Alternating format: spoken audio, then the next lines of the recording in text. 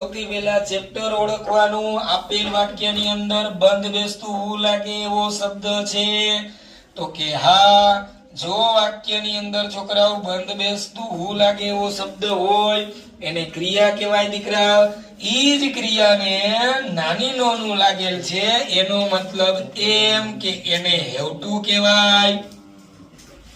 Have to ની અંદર કાં તો વર્તમાન હોય, કાં તો ભૂતકાળ હોય અને કાં તો ભવિષ્ય. વાક્યનો છેલ્લો શબ્દ તાકીદ હોતું છે, મતલબ હેવ ટુ ભૂતકાળ. હેવ ટુ ભૂતકાળનું અંગ્રેજીનું એક રૂપ છે જેનું નામ છે હેડ ટુ.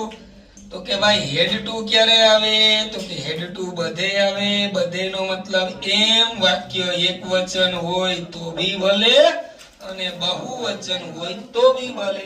સરસ. કોઈ પણ વાક્યનું અંગ્રેજી કેમ થાય મારા વાલીડાઓ?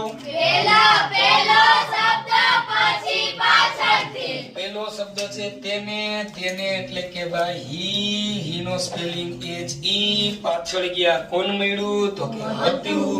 હતું નું અંગ્રેજી થશે હેડ ટુ. શું થાય તો કે હેડ ટુ. થોડાક આગળ આવ્યા કોણ મળ્યું તો કે ભાઈ પૂરું કરવાનું. પૂરું કરવું ને ઇંગ્લિશમાં કહેવાય ફિનિશ. ફિનિશ નો સ્પેલિંગ તો કે એમ INISH. ચલો ત્યાંથી થોડાક આગળ આવ્યા કોણ મળ્યું તો કે તેનું કામ. કોણ મળ્યું?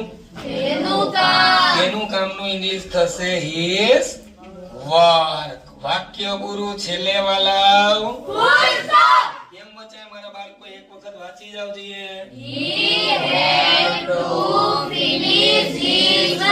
He had to finish his work. ચાલો ભાઈ ખબર પડી બધાને? સમજાણું? કે ના? કે ના? તમને જો અમારો આ વિડિયો ગમે તો લાઈક કરો, શેર કરો અને છોકરાઓ શું કરવાનું છે? ચલો યાદ દેવડાવી દો. વાક્સા તરફથી બધા બાળકોને ક્રાંતિકારી જય ભારત.